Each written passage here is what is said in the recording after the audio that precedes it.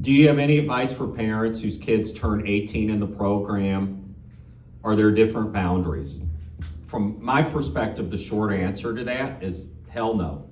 It's like you don't have shots for an adolescent and shots for an adult. The shots are for you.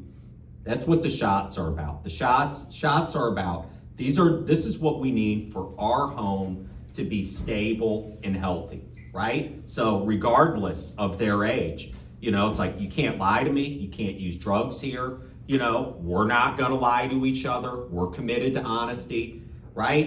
And that's the part of the denial narrative is the shots become kind of this parental manipulation kind of tool to control your child. That's BS. It's like starts with ownership.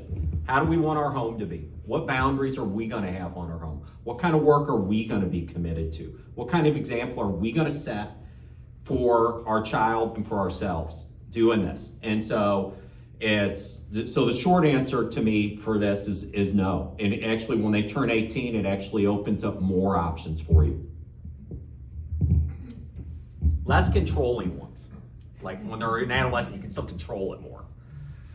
My son did turn 18 when he was in the program, and I guess for me what it did, because as I said earlier, they're not going to change. They're going to get healthier if they're in recovery, but they're still going to be addicts. For me, what it did was for me to be able to say, no, I don't want you as my roommate. If you don't want to follow these rules, that's cool, but you don't get to live in my house. So he chose not to at a very young age, probably right after he turned 18 actually.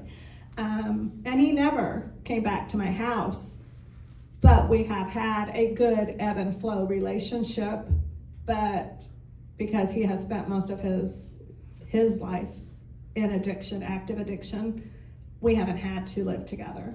So I do think the boundaries get a little different, but I think you just have to be really clear and honest, because I agree 100% with Kirk that we want to control. We want a different outcome. We want them to be successful, and we still have our vision of what we want them to do with their adult life, because damn it, we had it planned out, and they're not doing it if they're still in active addiction.